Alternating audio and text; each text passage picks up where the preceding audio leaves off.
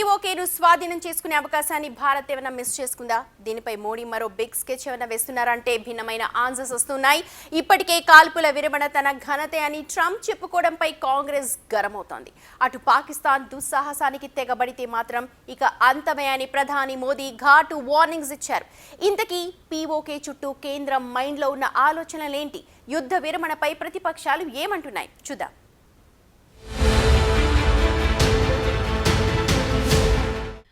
పాక్ ఆక్రమిత కాశ్మీర్ ప్రజలు తమను భారత్లో విలీనం చేయాలని చాలాసార్లు ఆందోళనలు కూడా చేశారు. అయితే ఇది స్ట్రాటజిక్గా ఉగ్రవాదులకు పనికొస్తోంది. భారత్పై వ్యతిరేకంగా ఈ భూభాగాన్ని వాడుతున్నారు. తాజాగా భారత్ పాక్ ఉద్రిక్తతలు, క్షిపణి దాడుల టైంలో ఒక్కసారిగా కాల్పుల విరమణతో మంచి ఛాన్స్ పోయిందన్న వాదన పెరిగింది. పనిలో పనిగా పీఓకేను స్వాధీనం చేసుకుని ఉంటే బాగుండేది అన్న అభిప్రాయం చాలా మందిలో కలిగింది. అయితే పీఓకే అన్నది స్వాధీనం కాదు, వారంతట వారే, అంటే అక్కడి ప్రజలే భారత్లో విలీనం అవుతారన్న మాటను రాజ్నాథ్ సింగ్ లాంటి వాళ్లు వినిపించారు. సో పీఓకే విషయంలో కేంద్ర ప్రభుత్వానికి ఓ ఐడియా ఉందన్నది అర్థమయ్యే విషయమే.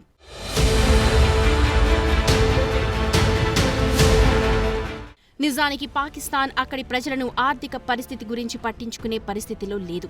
అక్కడి మిలిటరీ ఏం చెప్తే అదే ఫైనల్. ఉగ్రవాదాన్ని మాత్రం వారు వదలరు.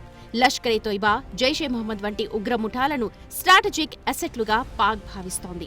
అంతేకాదు, ఉగ్రవాదుల్ని ముందు పెట్టి మిలిటరీ వెనకుండి నడిపించటం దాయాదికి ఉన్న అలవాటే. నిజానికి భారత్తో యుద్ధం తలపడలేక చతికిలపడి అమెరికా శరణు వేడి మన డీజీఎంఓకు మొదట కాల్ చేసి చర్చలకు సిద్ధమని, కాల్పుల విరమణకు మొదట ప్రతిపాదించిందే పాకిస్తాన్. రెచ్చిపోయి కాళ్ల బేరానికి రావడం పాకిస్తాన్కు మొదటి నుంచి ఉన్న అలవాటు. पाकिस्तानी सेना ने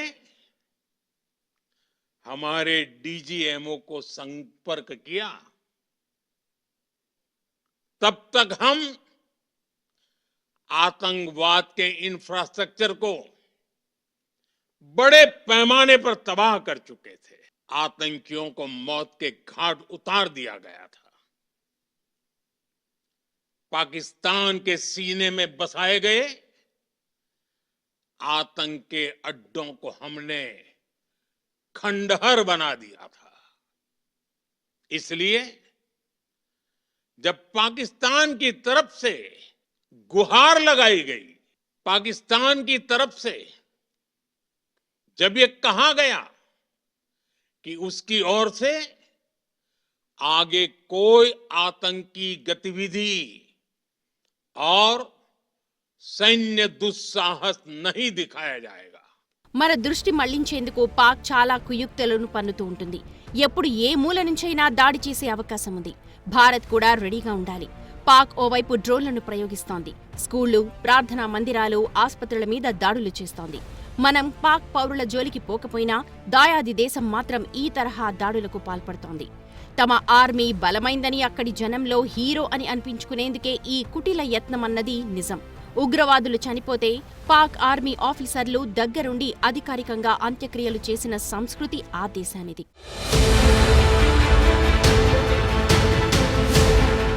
నిజానికి మనతో పెట్టుకున్న ప్రతిసారి పాకిస్తాన్కు ఏదో ఒక నష్టం జరిగింది. 1971 యుద్ధంలో తూర్పు పాకిస్తాన్ అంటే ఇప్పటి బంగ్లాదేశ్ను కోల్పోయింది. కార్గిల్ విషయంలో ఎదురు దెబ్బ పడింది. ఆర్థికంగానూ నష్టపోయింది. ఇంత జరిగినా కయ్యానికి మొదట కాలు దువ్విందే పాకిస్తాన్. ఇలాంటి టైంలో పీఓకేను స్వాధీనం చేసుకుని ఉండి ఉంటే బాగుండేదన్న విశ్లేషణలు వచ్చాయి. మరోవైపు పాక్ బలూచిస్తాన్ రూపంలో తిరుగుబాటు ఎదుర్కొంటోంది. ఏ క్షణంలోనైనా బలూచిస్తాన్ విముక్తి జరగొచ్చు. పాకిస్తాన్కు ఆఫ్ఘనిస్తాన్తోనూ గొడవలు ఉన్నాయి. మన సాయుధ బలగాలు చాలా బలంగా ఉన్నాయి. అయినా కాదని కయ్యానికి కాలు దువ్వితే ఆ దేశానికి భంగపాటు తప్పదు. రైట్, ఇదే అంశం మీద మాట్లాడడానికి మనతో ఉన్నారు retired army major Bharat Singireddy. Right sir, good afternoon, good evening అండి. అండ్ ఇప్పుడున్న సిచ్యువేషన్స్ని ఎలా చూడాలి? నిజంగా మనం ఒక ఛాన్స్ ఏమైనా మిస్ అయ్యామా, లేకపోతే కేంద్రం దగ్గర ఏమన్నా ఆలోచన ఉంది అని మీరు అనుకుంటున్నారా? So we have not missed any chance అండి. I think we have taken full advantage of the chance. మనకి ఏదైతే ఛాన్స్ దొరికిందో కంప్లీట్ గా అడ్వాంటేజ్ తీసుకున్నాము. And I have less time, so I'll tell you, చాలా క్లుప్తంగా చెప్తాను మీకు. పాకిస్తాన్ యుద్ధ నీతి ఏదైతే ఉందో, వ్యూహం ఏదైతే ఉందో, వాళ్ళు రెండు రకాలుగా వచ్చారు మన దగ్గరికి. నంబర్ 1, ప్రత్యక్షంగా వాళ్ళు మనతో యుద్ధం చేయలేరని 1971 వాళ్ళ తర్వాత వాళ్ళు గుర్తించారు. దాని తర్వాత వాళ్ళు న్యూక్లియర్ వెపన్స్ తీసుకొచ్చి దాన్ని వెనకాల పెట్టుకున్నారు వాళ్ళు with no first use. Second, అందుకోసమే భారతదేశంతో వాళ్ళు పరోక్షంగా జిహాదీల ద్వారా మన దేశాన్ని విచ్ఛిన్నం చేయాలని వాళ్ళు ఒక వ్యూహంతో వచ్చారు. అండ్ వాళ్ళ ధైర్యం ఏంటి? మనము కన్వెన్షనల్ గా మనం ఎలా ప్రతిస్పందించాలి? ఉగ్రవాడి జారీ జరిగితే UN కి వెళ్ళడము, లేకపోతే అక్కడ ఉగ్రవాదులను చంపడము, లేకపోతే UN సెక్యూరిటీ కౌన్సిల్ దగ్గరికి వెళ్ళడము, ఇలాంటి 2-3 టూల్స్ తప్ప మన దగ్గర వేరే అవకాశం ఏం లేకుండే. ఎందుకు? మనం వాళ్ళ మీద కన్వెన్షనల్ గా వెళ్తే వాళ్ళు న్యూక్లియర్ అనే బూచిని చూపెట్టేవాళ్ళు మనకి. Okay, good so far.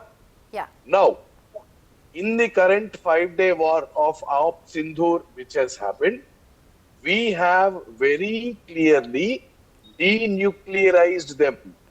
ఆ పాము, ఆ నాగుపాము ఏదైతే బుస కొడుతుండేనో, ఏదైతే వాటి కూరలను చూపెట్టి, న్యూక్లియర్ కూరలు అనేది చూపెట్టి బుస కొట్టేదో, ఆ కూరలు మనము ఇవాళ పీకేయడం జరిగింది. దీనికంటే నేను ఇంకా డీటెయిల్ లోకి ఈ సబ్జెక్ట్ లోకి పోలేను. రైట్?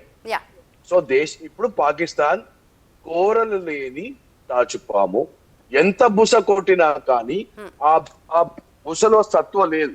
ఓకే, ఆ బుసలో సత్వ లేదు. కాబట్టి ఇప్పటి నుంచి పాకిస్తాన్ గురించి మనం ఆలోచించిన అవసరం లేదు. అందుకోసమే భారతదేశం చాలా గట్టిగా చెప్పింది, మేము ఇప్పటి నుంచి మీరు ఎలాంటి ఉగ్రవాద చర్య చేసినా కానీ మేము ఆక్షేపించేది లేదు. మీ దగ్గరకు వచ్చి మేము మిమ్మల్ని ఈసారి ఎలాగైతే దేశంలోకి చొచ్చుకొని వచ్చి ఇంట్లో మిమ్మల్ని నిలబెట్టి మీ బంధువర్గం ముందు మేము కొట్టామో అలాగే కొడతాము అని ఒక స్టాండ్ తీసుకోవడం జరిగింది. This is a new normal. This is no longer the old India-Pakistan equation. This equation has changed completely. Okay? So that's the new normal. This is a new Bharat. This is 21st century warfare. మీరు Hamas Israel మధ్యలో తీసుకున్నా కానీ, మీరు Ukraine Russia మధ్యలో తీసుకున్నా కానీ, ఏ దేశం కూడా ఇలాంటి గట్టి చర్య 5 రోజులలో చేసి క్లోజ్ చేసిన వైరం మీరు చూడలేదు. ఇవాళ భారతదేశం చైనా సపోర్ట్ ఉన్నా కానీ, అమెరికా సపోర్ట్ ఉన్నా కానీ, తుర్కీ సపోర్ట్ ఉన్నా కానీ ఆ దేశాన్ని 5 రోజుల్లో, కేవలం 5 రోజుల్లో నిర్వీర్యం చేయడం జరిగింది. And that is absolute truth. Right అండి, thank you so much. Will not take much of your time. ఇంకా కూడా మనకు ఆస్కారం ఉంది and we have shown a different genre అని చెప్పి మన రిటైర్డ్ ఆర్మీ మేజర్ చెప్తూ ఉన్నారు.